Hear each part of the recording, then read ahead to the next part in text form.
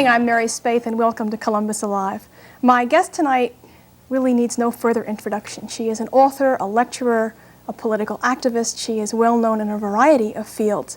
And she's Gloria Steinem from Ms. Magazine. Gloria, welcome to Columbus Alive. Thank you. Thank you for joining us here. Before we begin our conversation, I should let our viewers know that Gloria is also here with Pat Carbine. And Pat's title is, Gloria? She's the publisher of Ms. Magazine and also an editor. Also an editor. Following Columbus Alive at 8:30 is a half-hour special edition of Someone Wants to Know with host Carol Stevenson, and they're going to be asking a number of questions about Ms. and your perceptions and what would be useful for you. So please join us now and then join Carol at 8:30 for Someone Wants to Know. Now, Gloria Steinem. We'll be opening up the phones later, too, if you would like to join us on Columbus Alive. Gloria, you've just been in Cincinnati, I know, and back to New York and then back to Columbus. What was going on in Cincinnati, and were you encouraged? It was the convention of the National Women's Political Caucus, which is an organization that started in '71. I mean, I feel as if we built a log cabin and now it's a factory, you know, because it started with just a few people in 1971, and it's devoted to getting women into political and appointed positions. Not just any women, of course, but I mean women who are obviously well qualified and who also represent the issues of women and of other powerless or less powerful groups. So this convention was mainly devoted to new elections, and it was great to see because there's so much talent now and so many women with such great competence and so much willingness to take over this job, which of course is virtually unpaid and really probably shortens your life by a couple of years. You know, I remember in 1972 when I ran for office in Pennsylvania, I've now forgotten, but there were some X number of thousand women in state legislatures, and the grand total of women in all 50 of them was under 50, as I recall at that time. Have we made significant progress in elective office since then? Yeah, there has been an increase. Of course, it's a bit deceptive to say that there's a, you know, say if you've got a 200% increase, that means, you know, that's only 200 people, and before there were 50. But there has been an increase. Although, what's interesting about it is that about 80% of the women who are elected to state legislatures have been elected from districts controlled by the opposition party. In other words, women are only allowed to run when it's thought to be hopeless.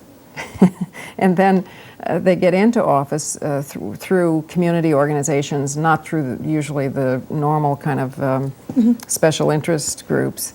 And they may not stay there very long because then the special interests get alarmed that they actually got in there. So there's still, even though the number's increasing, there are still other kinds of problems. Women tend to be older, too, when they get into political office because they've come there after lots of community service, and rather than the first step in a long political career as it is for men, it may be the culmination of a woman's career. Gloria has a number of questions that she would like to ask you, so I would encourage you to get your Qube consoles ready. They're all identified with issues that she cares deeply about, as you might expect. So in just a moment, she's going to be querying you. Gloria, one thing I want to ask, when Ms. Magazine came out, I remember everybody called it MS. Nobody, Ms., Miss, Ms. Nobody exactly knew what to say. And the title Ms., particularly in written communication, I think has become widespread.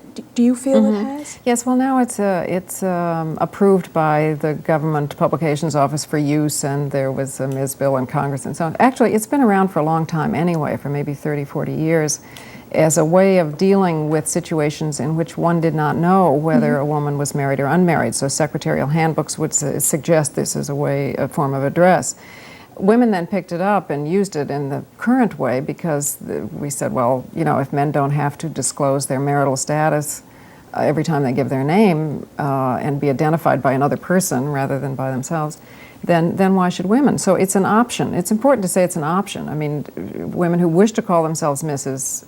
John Smith or who wish to call themselves Ms., that's fine too, but we felt there should be another option.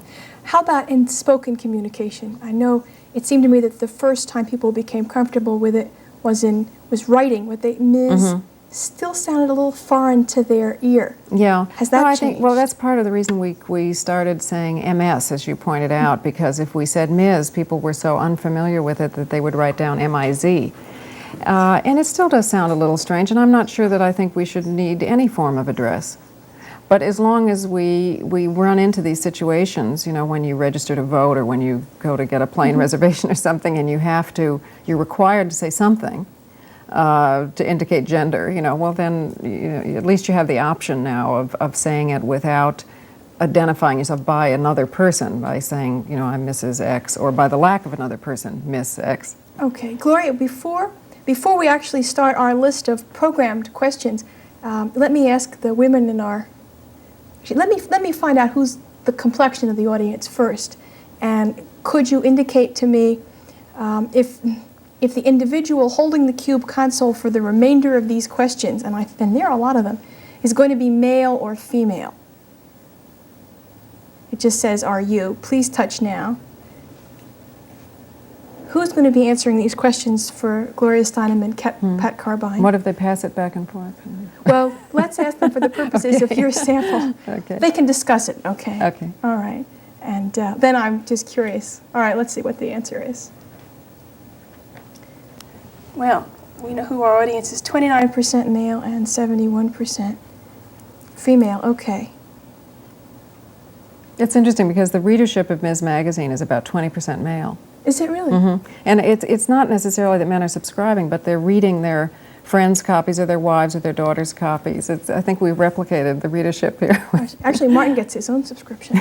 All right, now let's depart for just a moment from our scheduled questions. For that 71% of you that answered that you are female and will be answering the questions, what form of address do you prefer? Do you like to be called in written address Ms. Mary Smith, MS, or do you prefer the traditional Miss or Mrs. if you receive a letter, say a business communication in the mail? And please let me know when you see the touch now sign. One would be Ms. or MS, and two would be the more traditional Miss or Mrs. Please touch now. And we'll see. A lot of businesses I've noticed use Ms. Just because I guess it saves them trouble and money. Mm-hmm. Yeah, it's easier. And obviously one would not say Ms. John Smith. I mean, that wouldn't make sense. That would be silly. It'd have to be Ms. Jane Smith. Okay, do we have the answer for that? Let's see. Let's see, 32%. Well, now we have 3, so 57. I'm mixed up. What happened on that one? So this Miss, oh, it came out as Miss. Oh, I see, there were 3 instead Ms. of 2. All right, well, if you lump 2 and 3 together, Uh-huh. most people still prefer the more traditional Yeah, form of address. yeah. Okay. Yeah, well, I think that, first of all, it is an option. I mean, as I tried to explain. But I think also that makes sense because the world still regards you that way, you know. So, and also it depends, your credit cards may be that way. You know, much of your life communication may be that way. Maybe that. All right. Let me just get the second question to get an idea of the age distribution of our audience, and then I'll let Gloria, who is an old pro, take it away. Could you indicate to us, for the purposes of our sample tonight, your age? Incidentally, these are anonymous questions. Please feel free to answer them all. The computer is not recognizing your individual responses. Could you tell us your age? Under 25, 25 to 35, to 45 to 55 and over, please touch now. Okay. You know, the women's movement, in that it has organized form, is about 10 years old. Has the readership age of Ms. moved 10 years? I know it's 7 years old. Yeah, it's gotten younger. Because the women's movement may be the one social movement that I know of in which you become more radical with age. You know, so it started out with women who were perhaps over 30 or over 40, because you have to be in the workforce or in the world or find out that marriage isn't exactly what Hollywood said it was like, you know, whatever. Have children, go through certain experiences to understand what the problems are. And now it's spreading to younger women. It's, you know, so our readership is getting a bit younger. Okay, we have the answers to the age 15, 43. The bulk in that 25 to 35 And the real bulk up to 45, only 9% over. But that's true of our readership as well. I mean, I think that our average age is something like 27 or 28, and most of it is between 25 and 35. I should say that I'm 45. I mean, I noticed that you said that we were supposed to be anonymous, but see, women eventually won't feel we have to be anonymous if we just own up to our Since ages. you raised it, Gloria, can I ask you, I read on your, just after your 40th birthday, your comment when somebody said to you, gee, you look great for 40, and you answered. No, well, they said, I mean, I did make a sort of conscious decision. I mean, I've lied about my age up and down in the way that women do. When you're very young, you lie it up, and later on, you do make it down. And I decided, well, this is really ridiculous. You know, why not just say that when I was 40, I became a public 40-year-old, and people would say, oh, you don't look 40. And I would say, but this is what 40 looks like. We've been lying about it so long. How would anyone know? And it's a great relief and a release, I think, because after all, men are in their prime and attractive and all of that for many years, and why not women too? Listen, sign me up for that. You were talking about women's experience in the women's movement as they got older, and in large part due to work.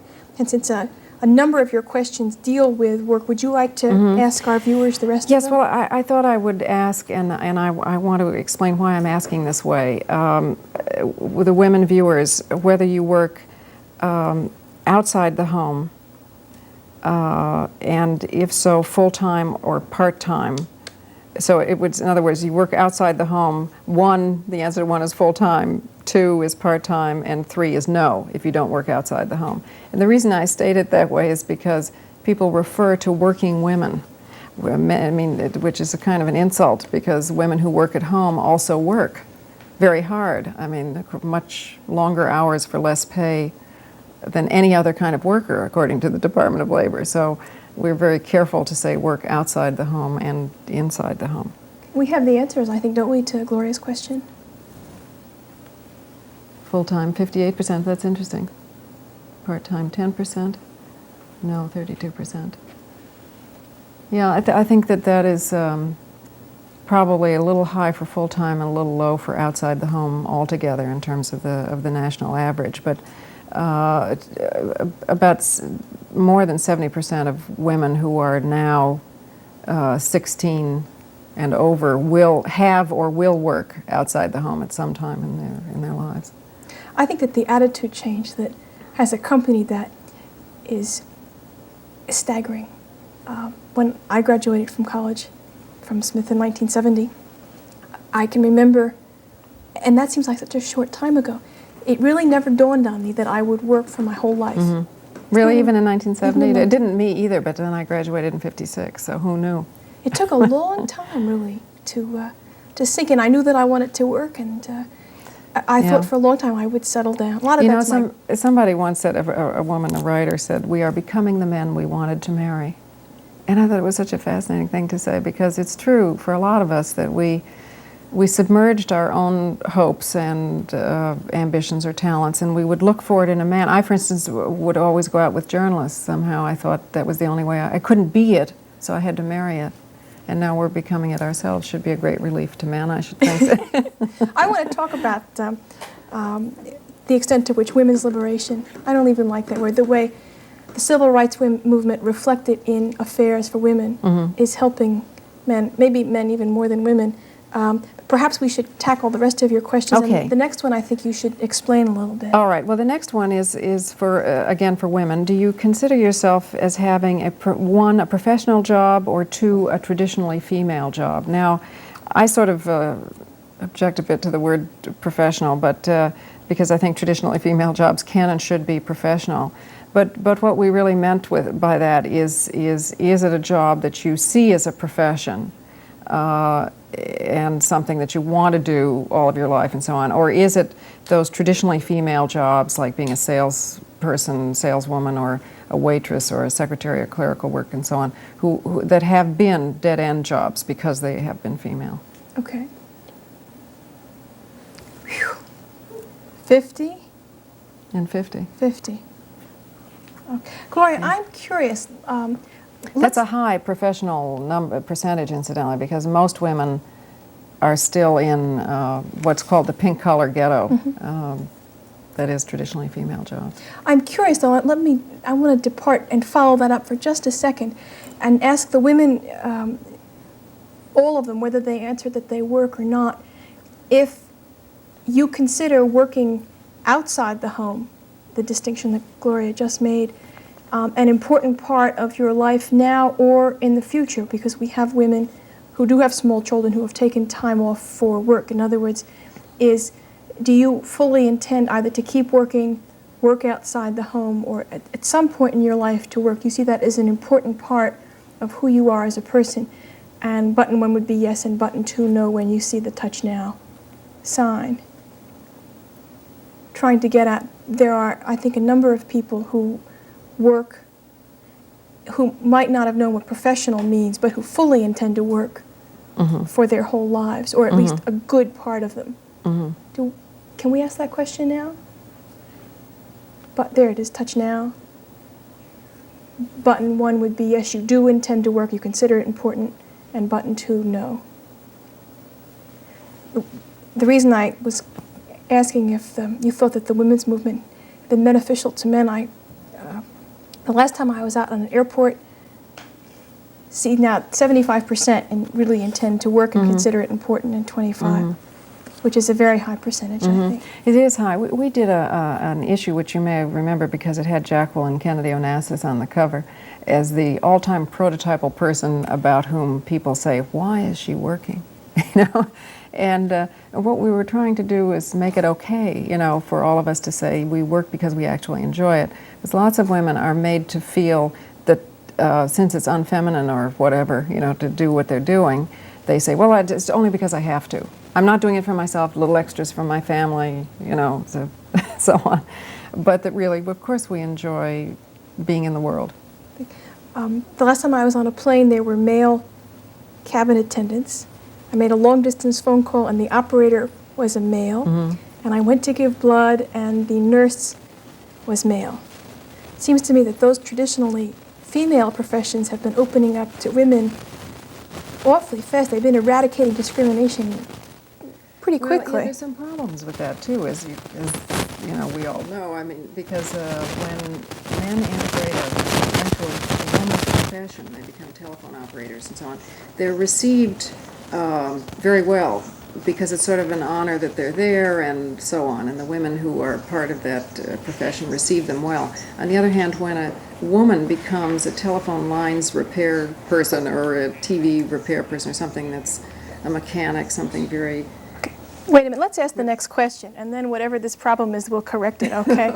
Gloria's next question, which I'll ask for her, involves the Equal Rights Amendment, and we'd like to know your feelings about the issue, and then any comments that you might make, you can call in. So could you let us know how you feel about the Equal Rights Amendment, if you favor it, if you decidedly don't, or if you are undecided? Please touch now. Okay. Now, Camp David just occurred. There's Linda Bird Johnson Robb. Right. I never quite get the names all in the right order. Made a certain proposal there, Gloria. Did you follow that? And if you did, is that something that you support? No, I had no idea that that any women were invited to Camp David except those who incidentally happened to be governors or something.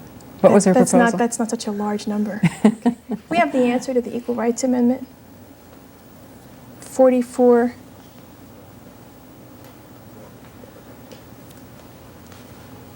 And undecided 22. That's a very high. It's a very high undecided. The split between pro and con it makes sense, but the undecided is very high because the nationwide it's about 55-56% of women and men who support the Equal Rights Amendment.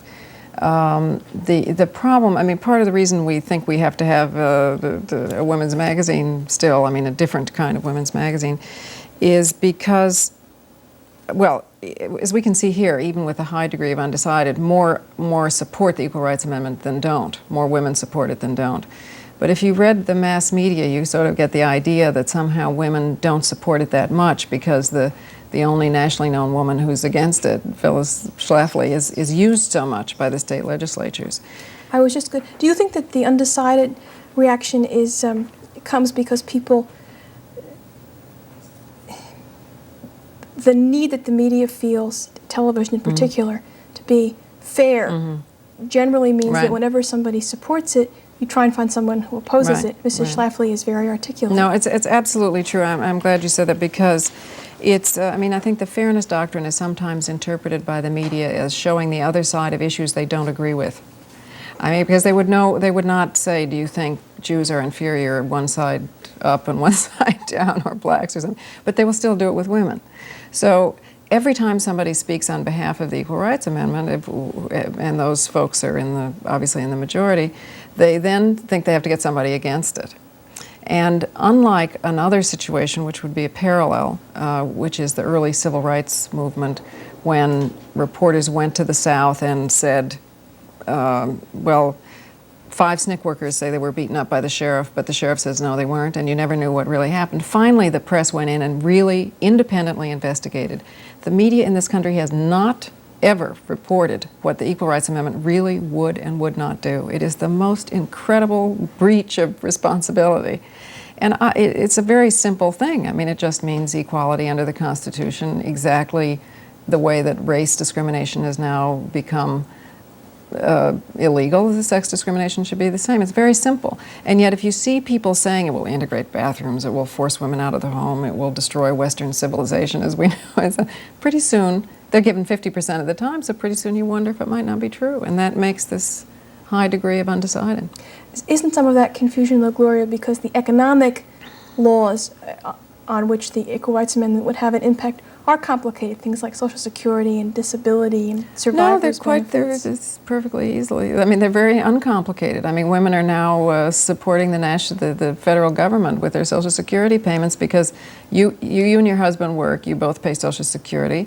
When it comes time to retire, you have to, if your husband is no longer around, which, you know, or whatever the situation is, you have to choose between your husband's Social Security and yours. And you end up giving away I mean, usually the man's is higher, he's earned more money. So you end up never getting back the money that you yourself paid in. I mean, you take widow's benefits from him and never collect earners' benefits your own, right? And you may, and as a dependent, you know, even if he's still alive. I mean, it's just grossly unfair. And anyway, it's clear that judgments ought to be made on specific situations, not on gender. I mean, you can say people who can have children, and that's one group of people, but you don't have to say women and men all the time. All the time. Would you like to run through the rest of your questions, Gloria? And then I promised we would open up the telephones so people would ask questions. This one I thought might be fun because it's a question that the Harris poll has asked for over a 10-year period, and then the viewers, you can see how you compare to the rest of the country. If women don't speak up for themselves and confront men on real problems, nothing will be done about these problems. 1 is agree and 2 is disagree. And please touch now. Tell us what the poll has reflected over the last 10 years. Well, it started out, it is now up to a whopping 80% of both men and women who agree with that statement, which is really enormous. And it started out in the first Harris poll being more like half or 60, depending on which groups you looked at, somewhere between half and 60%. But it's a huge 80% now. Okay, we have the results. Let's see how Columbus compares. Right on target? Right, yeah. Well, 82. Even a little more, 2% more. And 18, okay. Gloria, since we have phone calls holding, and I don't want to keep people on too long, let's take a few and then go back to the rest of the questions. Good evening, you're on Columbus Alive. Yes, I'd like to ask Gloria Steinem a question. I read where she said that she is a feminist first and an American second. What would be her feelings about a man? What's supposed to be his feelings? Well, a man can be a feminist too. I mean, all that being a feminist means is that you believe in the equality of people, men and women.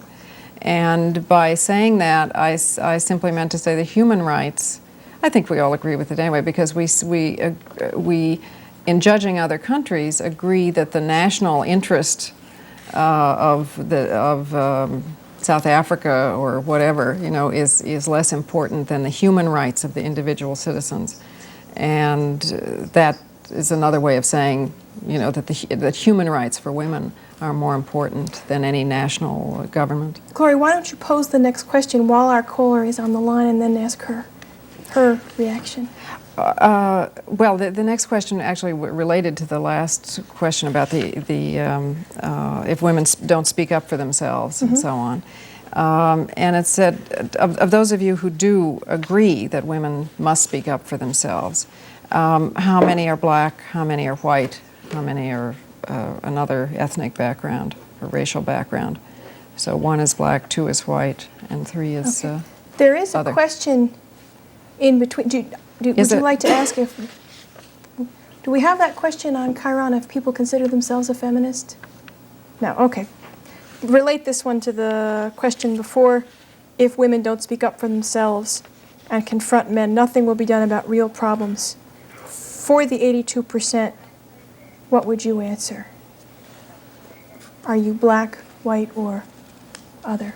Okay, let me thank our caller very much for joining us. 294-2576 is our telephone number if you would like to call and ask Gloria Steinem a question or make a comment.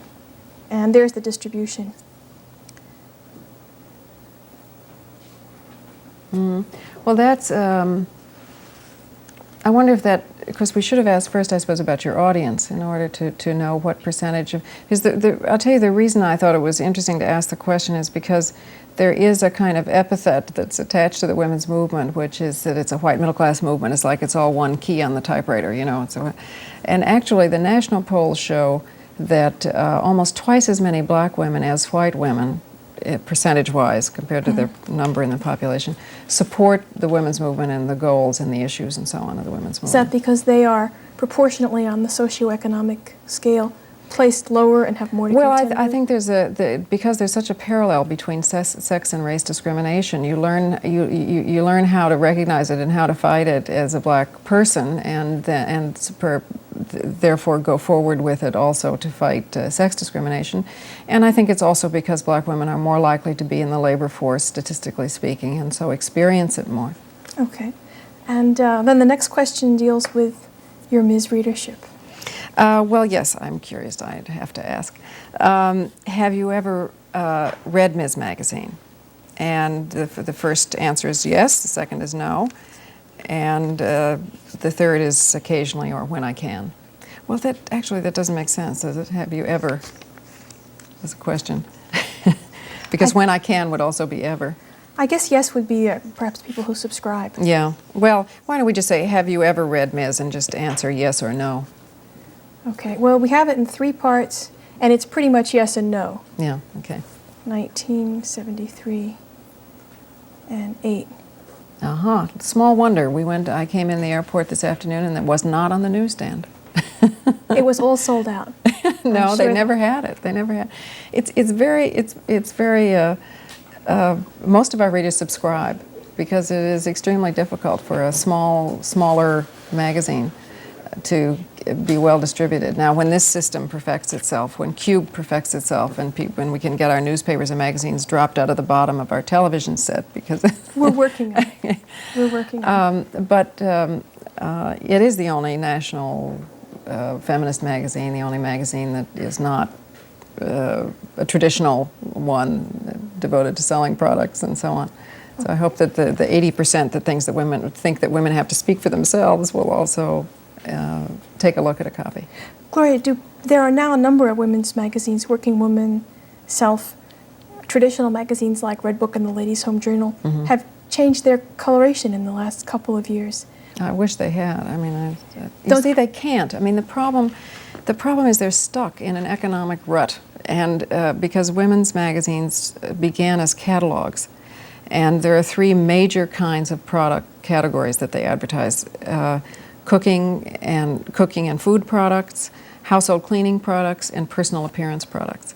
And in order to get those ads, they have to have what is euphemistically referred to as supportive copy, which actually means not such an honest system by which products are mentioned editorially in order to get the advertising. But hasn't there, I've noticed in magazines like the Ladies' Home Journal, there have been articles on wife beating, wife abuse, what to do, what women's legal rights are. That certainly represents a change over the last It represents 5 or a 6 change, years. but by the time you're finished with this massive copy you have to do about food and cooking, about cleaning, and about personal appearance in order to get those ads, you only have about 2, 3, 4 pages left over for that. So all the people the good people I know who are working for those magazines, and I used to work for them too, are just dying of frustration, because you just can't get out of this economic bind. But those are all things that are of concern to women and to people, aren't they? Food, consumer items, things They like are, that. absolutely, and I think that, trade magazines for people, men or women, who work at home are very important, but I also think that they should be honest enough to recommend products that they really recommend, not just because they happen to advertise. Okay. We have a little directional problem here, and I would like to turn to my viewers for a minute. I know that there are a number of you holding on the telephone. Gloria also has some more questions that she would like to ask. Could you tell me which direction you think we should do, because I'm afraid we're going to run out of time. Would you like us to open the telephone calls and let you make comments and questions to Gloria? And I'm willing to give up my questions, so don't feel... Oh, but there... Viewers, don't feel bad. Feel free to say. You have 6 questions. Or would you like Gloria to pose the rest of her questions that she would like you to answer? Button 1 would be we'll open the phones, and button 2 would be for Gloria to ask her remaining questions. Please touch now. Okay, thank you very much. We'll know that. Do we know now? Okay, let's take a look. The people, I think, those are all the people hanging on the line, right? Gloria, why don't you pose the rest of your questions? I think people want you to know how they feel, and then we'll try and open up the phones. This is the most wonderful system. As somebody who sits in my living room throwing slippers at the television set, unable to talk back to it, I think this is great. Okay. Now we have a question programmed if people consider themselves feminist. Would you like to go back and pick that one up? Fine. Or should we? Okay, let's move on. Let's take that one. Do you consider yourself a feminist? It'll come up in just a second. That's just a yes/no question. All right. Do you consider yourself a feminist? Yes or no? We put that one to the women in the audience. Yes, although men can be feminists. Men can be feminists too. Absolutely. Okay, men who are answering this, you touch too. Please touch now. All right. What do you think they're going to say? Well, I think that the misunderstanding of the word is so profound that I should think that probably a majority would say no. Let's see. Perhaps not. Oh, that's terrific. Isn't that great? Perhaps I could move here. I think we would love it. Okay. That's great. But maybe it's because we talked about it a little in the program. You see, because we said, I said men can be feminists. I said that before, and it's a belief in equality and so on. The media does the most extraordinary thing with it. If anyone looks in the dictionary, it's clear that it just means the full social and so on equality of women, which obviously your viewers understand more than the rest of the country. Well, I think these are extremely sophisticated and articulate people. Let's take the rest of your questions. Okay. Well, this is, I guess, should be addressed to women in the audience. Do you have preschool-aged children? Yes or no? Although there are an increasing number of divorced fathers with children. Right. Absolutely. Yes or no? Please touch now.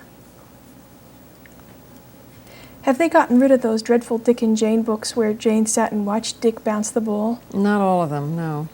There's still about 4 times more boy characters than girl characters in kids' books. All right. And they're much more active. The boys are much more active. Are we going to just run through all the questions? Yeah, okay, go ahead. Do we wait for the answer to that one? 21 said yes and 79 no. It came up instantly. I'll tell you the reason I asked that, and these have gotten a little disconnected from each other, but because I think that one of the image problems, like with the word feminism and so on, is with activist women, with women who are readers of Ms. Magazine, for instance. It comes as a surprise to know that a greater percentage of our readers have preschool children than the readers of any other women's magazine. So I think that the image of, I mean, and people are always saying to me at some point, and probably to you too, gee, you're not as bad as everybody says. They say other things too. I was trying to get at the image, the difference between image and reality. This is a question that men can answer too if they like. Have you ever experienced discrimination, sex discrimination based on sex? Or if you are a man, has a woman close to you experienced discrimination based on sex? Yes or no? Please touch now. Okay.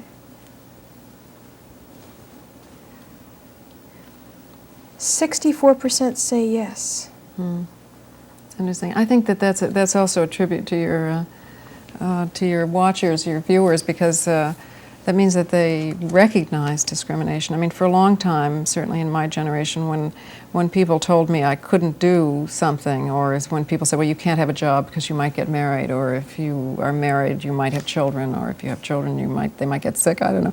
You know, all of these things, I would just sort of accept it, and now we recognize it as sex discrimination. Okay.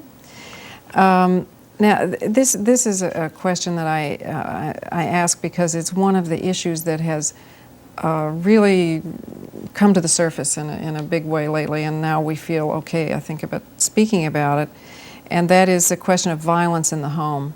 You know, if you raise all these folks to think you have to be aggressive to be masculine, and a whole lot of folks to think you have to submit to it to be feminine, you end up with a violent situation.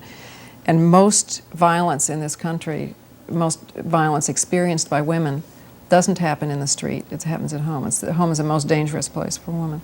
So I was just curious to know, of course that doesn't mean a majority, but you know, relatively, have you or someone close to you, which means men can answer it too, experienced physical abuse in the home? Yes or no? Home is the most dangerous place for children. Isn't that true, Gloria? Probably. I'm sure it must be true, but then children, it's more shocking for women in the sense because children are not out in the world to the degree that women are.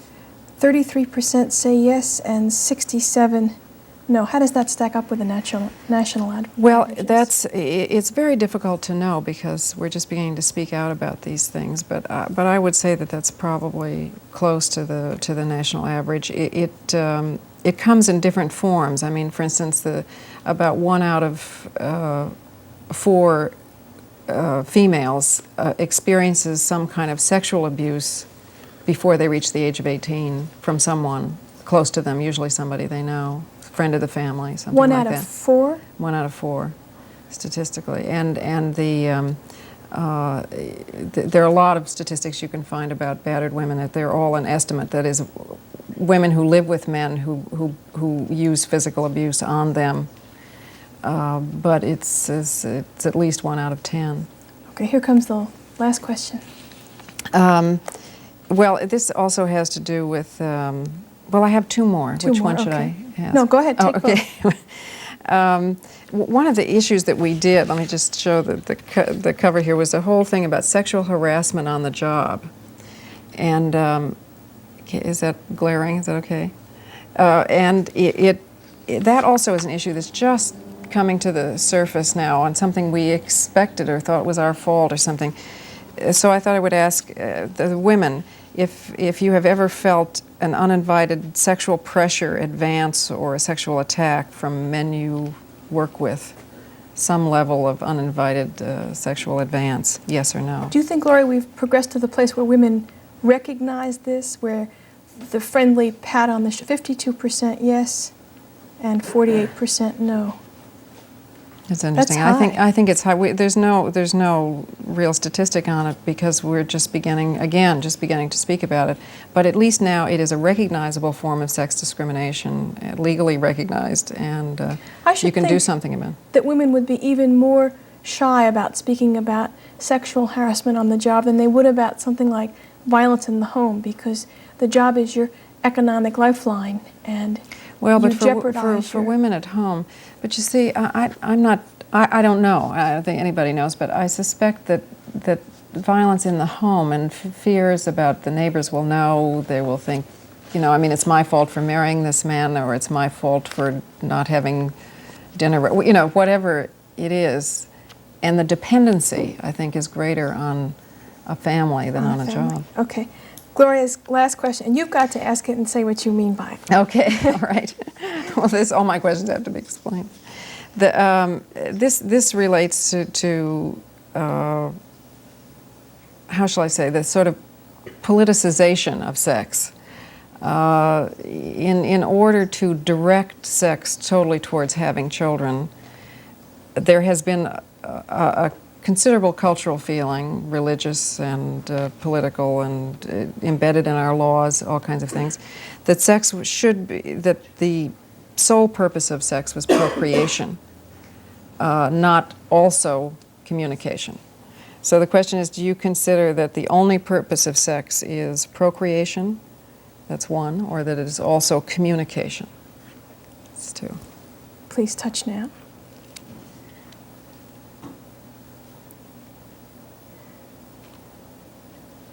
That's what you call a majority. Yeah, that's, well, see, now that is a truly overwhelming change from 20 years ago, or perhaps even 10 years ago. And it's terribly important because sex has always been, I mean, just physiologically for human beings, it is, if I can say this on Qube, true that human beings are the only animals who experience sexual pleasure and orgasm at times when we can't conceive. So it's always been a way of reaching out and caring about each other and experiencing closeness as well as procreation. But it's amazing how long repressive systems got us to feel that that wasn't true and that there was something sinful about it unless it was directed toward procreation. Gloria, I said that we would, we have now finished your questions, that we would open the phone to all our viewers. 294-2576 is our telephone number here at Columbus Alive. Our special guest is Gloria Steinem, and we have our first call. Thank you for holding, and hi, you're on Columbus Alive. Hi there. I guess basically I just wanted to mention that you may find that most of the answers that you get here on Columbus Qube, most of the people who live in this area graduate from a very large university, a university that is open-minded and teaches a lot of women to be open-minded, which is going to change some of the results you're getting. A lot of people go to school here, they stay here, they're happy here. I think you're going to find that most of the women here are open-minded. It's got to be that way. There's not going to be any... I guess the point I basically want to make is you can't have a viable workforce unless you have both male and female participating in the workforce. It's a common thing, the way money is today, the way times are today. You have to. Also, people have individual personalities that need to be developed. I don't believe a man or woman can develop an individual personality by sitting at home being stymied and not being outside and being allowed to create and allowed to absorb things from other people as well as give of themselves. It's a two-way deal in the world, and it doesn't make it sitting at home. It just doesn't. Gloria, you have, I think Columbus is a wonderful place to live in. I think that our caller is not only typical but represents why Columbus is a nice place to live. And I think it's true. I just want to say two things about what he said, and which I appreciate very much. One is that I think maybe we put a little bit too much faith in education, because it turns out that the women who have changed their attitudes the most, actually, are what sociologists call blue-collar wives. What they mean is the wives of blue-collar men, not women who themselves work in the factories. So it doesn't necessarily follow. I mean, sometimes I don't want to denigrate the whole, but sometimes education is a little bit of brainwashing too, and sometimes there's a commonsensicalness that comes first. So it doesn't actually, attitudes on women's issues don't necessarily correlate to college education. But the second, can I say, or is that, I just, to the second part of what this young man said, which is very important, and I thank him for it. The problem with it is that women have begun to integrate themselves into the, quote, male job force because we need to economically, and we want to, and we enjoy it, and so on.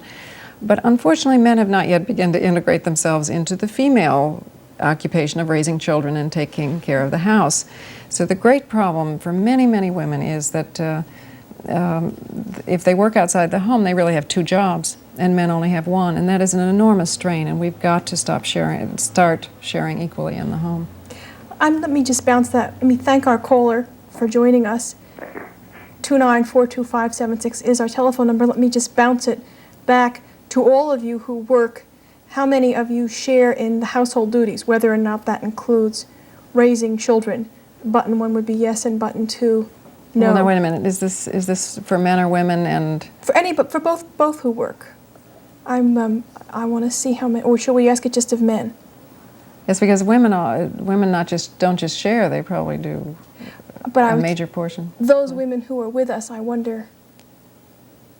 Okay, we're going to get an answer. We can break it up in a minute. Okay.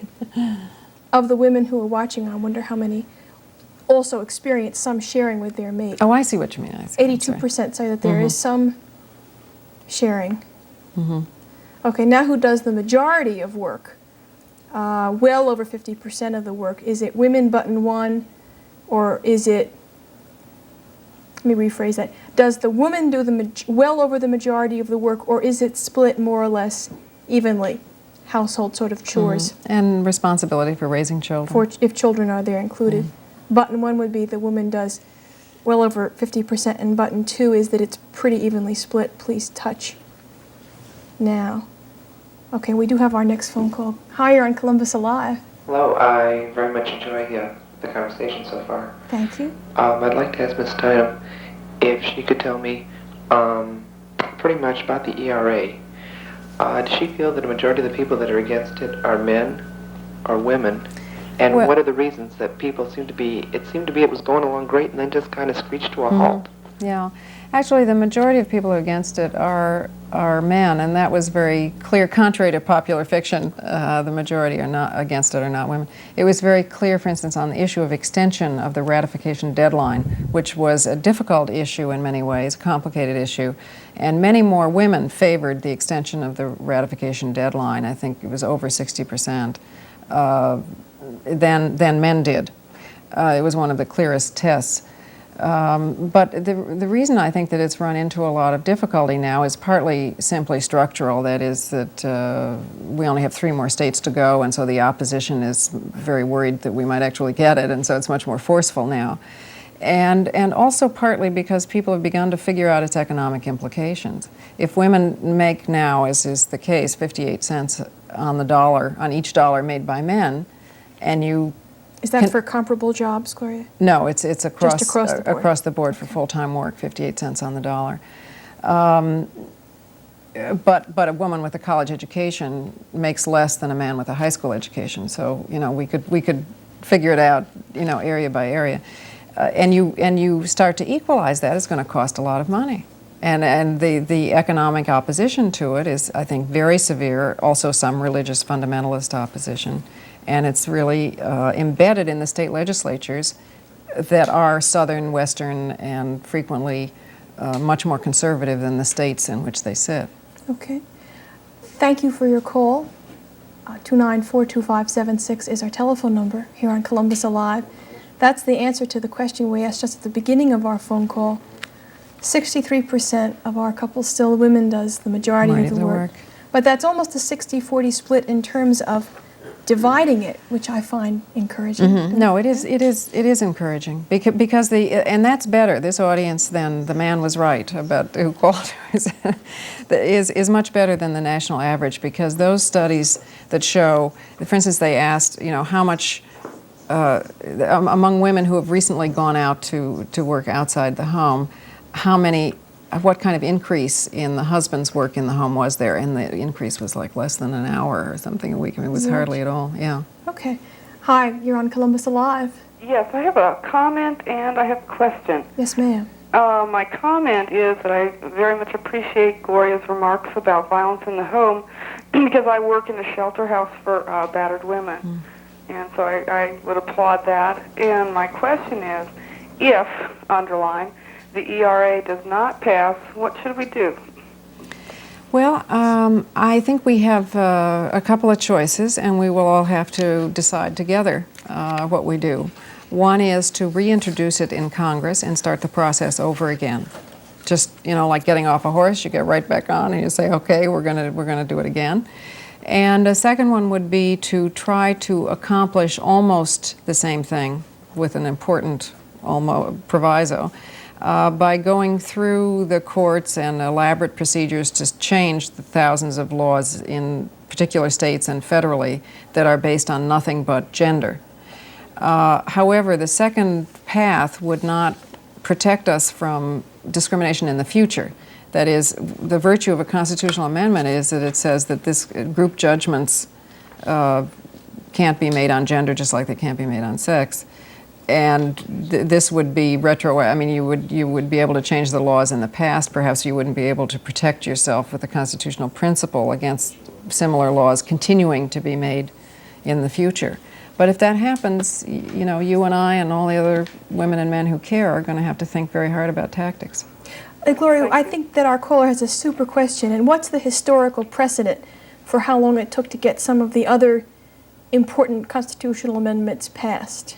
Well, it depends on how you look at it, if you know what I mean. I mean, to end slavery and in this country and to bring about the possibility of black men voting took, obviously, pretty much the first century, and to get women of every race voting took another 50 years. So the development of public opinion on these things takes a very long time, and very few other constitutional amendments had any time limit. On the other hand, most constitutional amendments have been passed much more quickly once they were actually enunciated and phrased. Now, this one, of course, has been around for 50 years itself. We seem to be replicating the period of time it took to get the vote to get legal equality. In the beginning, weren't they considered almost as the same things? People thought of equal rights as meaning voting rights. Most of the laws that we have that we now want to change, of course, have come in the last. Well, you mean because we got the vote that then there was no discrimination? That problem had been solved. Well, maybe, but I think there was quite a realization that was not the case among a lot of people, because the moment that women got the vote, they started working on the Equal Rights Amendment because they could see that there was still this problem. And of course, black men got the vote and yet were precluded from voting by elaborate and arcane literacy tests and having to own property and all other kinds of things. So it's been 2 steps in each case, at least 2 steps. Okay, let's go back to our viewers. Good evening, you're on Columbus Alive. Good evening. I would like for you to ask Ms. Steinem if she will ask the women viewers how many are against ERA. Oh, we did that. I think we just... I missed it. Sorry. We did it, and it was 40-some% for, 30-some% against, and I think 22% undecided. Was that just the women? That was our whole audience. Can we bring back that question or just ask it of the women? Just the women. Yeah. Okay. Give us just a second and we'll bring that back and ask it of everybody. And let me ask you to stay watching and I'll take our next phone call. Is that okay? All right. Thank you very much. Thank you. Good evening, you're on Columbus Alive. Hello, I'd like to ask Ms. Steinem a question. Here she is. And the question is, as far as affirmative action, in particular for women, how do you feel about that? Well, I feel fine about it as it actually exists in real life. I don't feel so good about the distortions of it, because the opponents of affirmative action have somehow made it seem that the requirements are lowered, which isn't accurate. I mean, the point is to go out affirmatively and recruit and to bring into this, to make people know that the job is available and to have special programs and so on until you get into proportion with the number of women who are in that particular job area. Gloria, let me ask our caller if he would just stay with us for a moment. We have the PQ from the caller right before you. This is just for the women who are watching us tonight. Could you respond to the question? Do you favor the Equal Rights Amendment? Yes, no, undecided. And we'll see how that stacks up with the audience as a whole. 54% say yes, 29 no, and 17 are undecided. Yeah, so that's much more, yeah. Our previous caller. I'm sorry that I interrupted you. I beg your pardon. It's interesting because it is contrary to the myth that women oppose it more than men do. That made a big percentage point because the time for It's the a big whole difference. audience, Yeah. 44. Okay. Yeah. Let me, since we've kept our quote, did you have a follow-up question to that about Well, I have one idea about affirmative action. I'd like to know if it's a distortion, and if it is, I'd like you to clear it up for me. Yes, sir. I'm under the impression that if two people come to a job, one male, one female, both equally qualified, then under the affirmative action system, there will be a quota for women, and that woman may get hired in place of the man. Is that true? No, they're not quotas. What there are, I mean, quotas only apply when there are pools of people who are already qualified. Suppose you've got 100 people, all of whom have passed the examination to become a police officer. You know, since they're all qualified, then the law, the affirmative action procedure may enable you to take more of the women than of the men in order to counter an imbalance. But that's because they're all qualified. If you're talking about this, the more usual situation, which is two people just coming to work, it almost never happens that two people have exactly the same qualifications, but for the sake of argument, then if the employer has discriminated in the past and therefore doesn't have that many or any women, that employer may try to make up for it by taking the woman instead of the equally qualified man. But I must say there are an awful lot of employers who use this as an excuse. They don't like it. They don't like affirmative action, so they will say, they use it hostilely. You know, they will say, well, the reason I can't hire you is because of all this affirmative action stuff, you know, and it really has no basis in law. I think if I could add a comment, Gloria, the phrase that you mentioned, if there has been documented past discrimination, is the key, particularly in large hiring places, particularly unionized workshops where women were automatically turned down. And that's where the term affirmative action, trying to redress something that had gone on in the past, took place. People just come in for a job. It's very much like selecting a college class where you look for all different sorts of traits. And in my own experience, I've never seen, as you said, two people completely equal, so exactly balanced, tuba players, middle children who read Proust. Only one was male and one was female. Never happens. Well, the other thing is that we must remember that it's also, we're concerned with the good of the community also.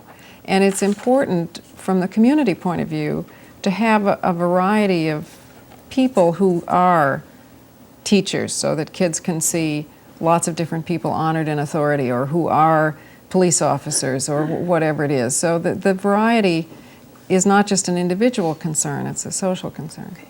Let me thank our caller. That was a super question, one I think is on everybody's mind. And Gloria, they've gotten to ask you questions, you've gotten to ask them questions. And I have just a few things I'd like to ask you, since your first book came out in 1963, and since the late 60s when you became a national spokesperson for the women's movement. Do you think in this past 10 years that you've changed at all? That you're more relaxed or a different person than you were 10 years ago? Oh yes, it's hard, you know, to see yourself outside yourself, but I know that I am a much happier person than I was 10 years ago.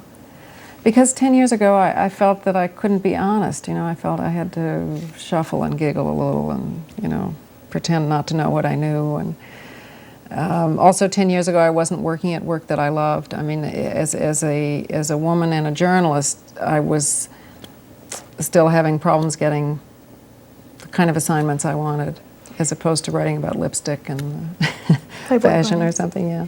Do you think that you'll ever get married? Well, I think that's a question that's hard to answer because it depends what we mean by marriage. I mean, I guess you mean legally. That's what I had in mind, yeah. Well, I think probably not, because I don't intend to have children, and I suspect that's a major reason for getting married. That's one thing. The second thing is that the marriage laws at this moment are so bad, so unequal, that there is a noticeable marriage strike. The Equal Rights Amendment would help that a lot, because the marriage laws are still sort of based on the old English principle that the married couple is one person and that person is the man.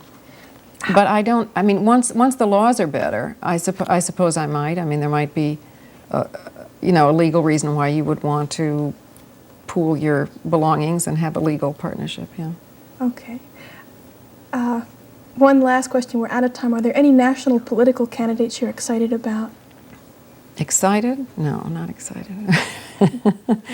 I think that we all just need to keep ourselves together and work on the issues and press very hard so that no one can be too bad. Okay, Gloria Steinem, thank you very much for joining us. Please stay tuned now for a special edition of Someone Wants to Know with Pat Carbine and Gloria. Thank you all very much for joining us, and good night, everybody. Thank you.